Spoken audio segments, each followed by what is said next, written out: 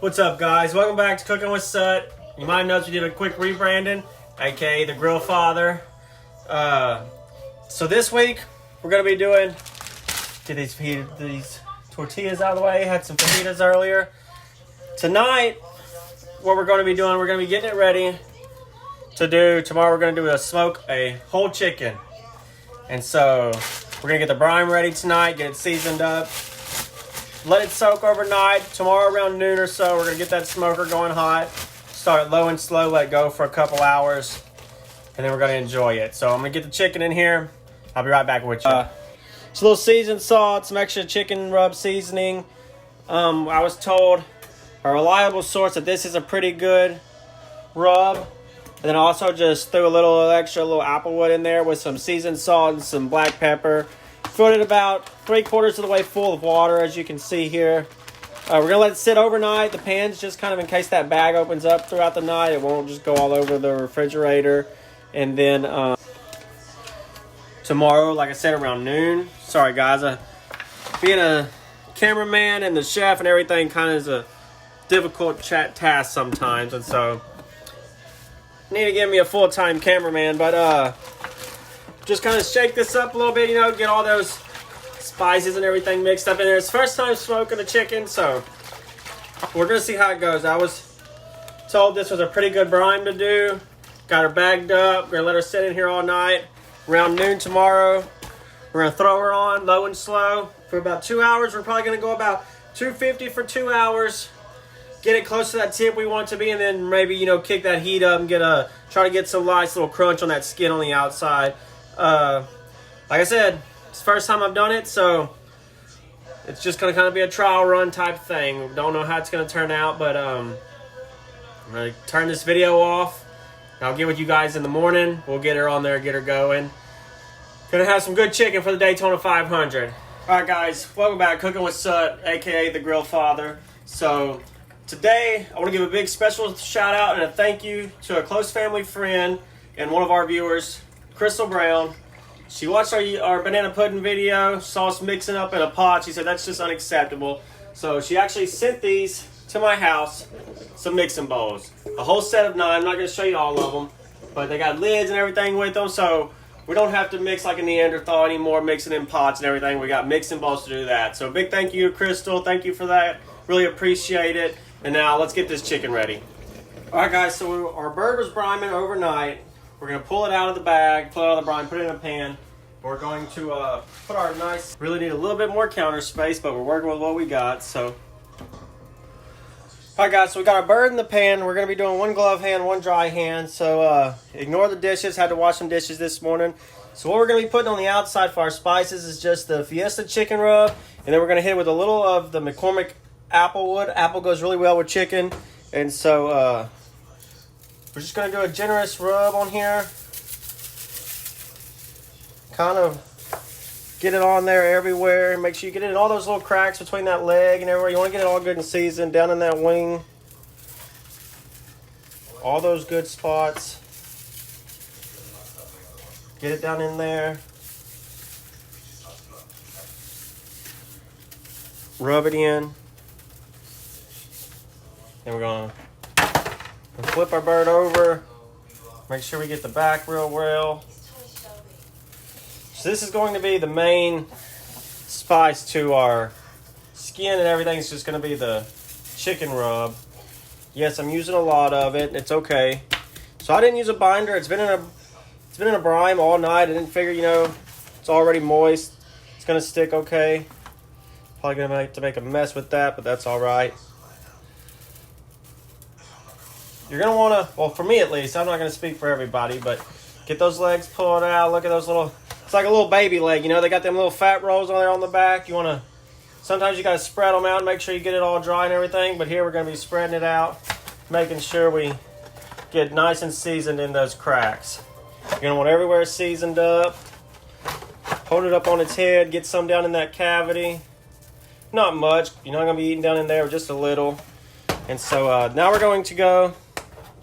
We're going to move over to our applewood. And now this isn't going to need as much. This is just going to add that little extra kick. You got your main source of flavor and everything's already on there.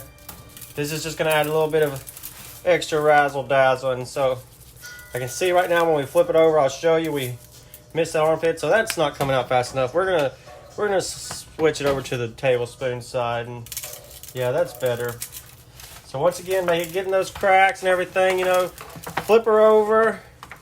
You're going to see, well, most of that came off on the bottom of the pan, so we'll hit it again, but maybe should have used a binder, honestly. First time doing a chicken, so who knows? We'll see how it goes.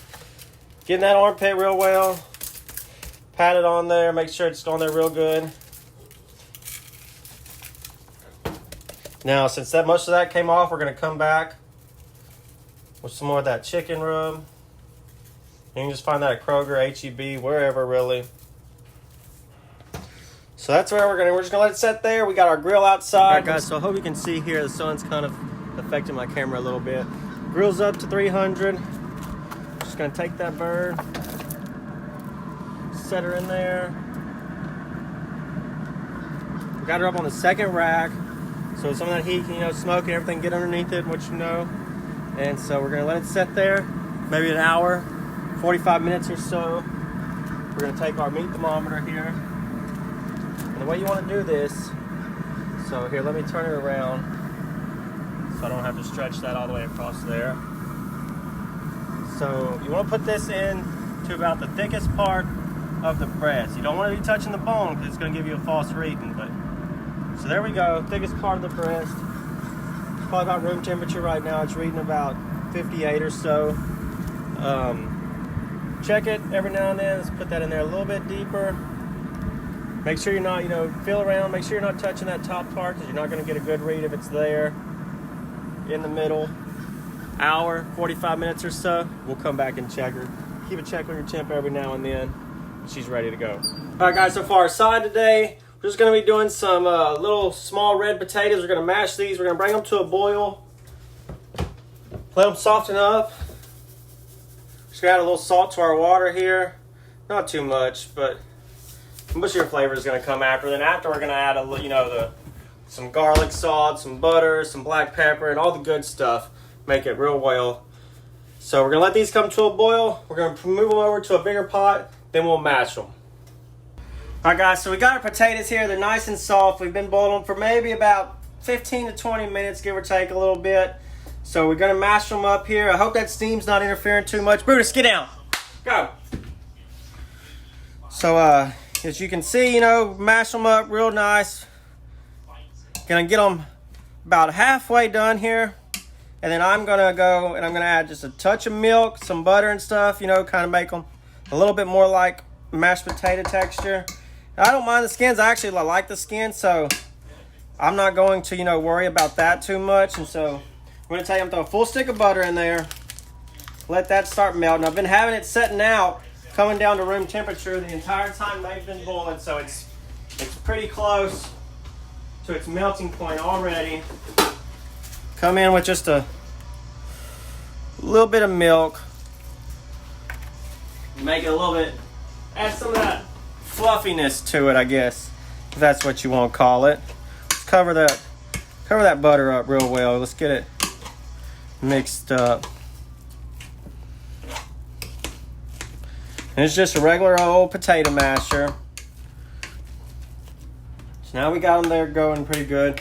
We're gonna come back in, hit it. Now you had your water seasoned while you were doing this, but you're gonna come back in, add some. That just doesn't have enough. I like it to come out a little bit faster than that. So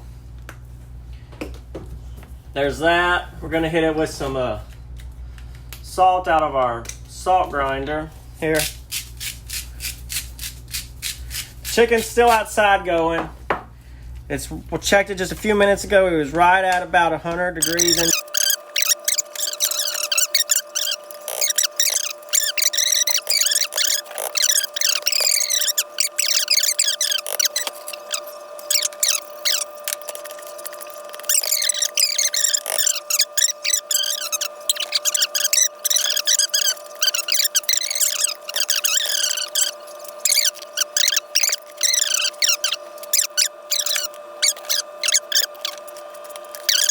It's looking real good. You can see our temp. We turned it up a little bit.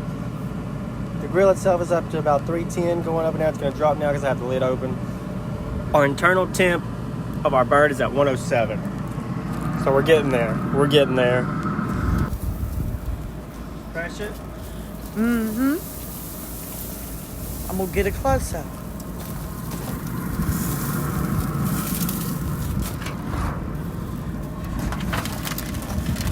We brought it up to about 160. It's been going for about, let's see, about 4 hours almost. Not quite. Feel our heat. We're going to take it in and cut it up.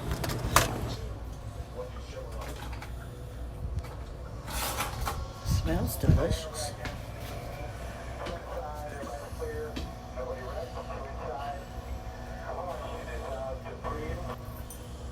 Cut this little piece off here. Second caution for cause of this Daytona 500. And it comes in lap one. I ain't real sure how to carpet chicken, but There is the debris. Fairly substantial chunk of it. This might do it for right no, it's real good. Turn sideways. damage on that car. Apparently something rubbed on that tire. Automatically change it for my YouTube for me. Okay. Onto the racetrack. It's really good. He, of course, One was piece? involved Mm-hmm. in that big accident at lap 119. We can kill it. Was able to make repairs and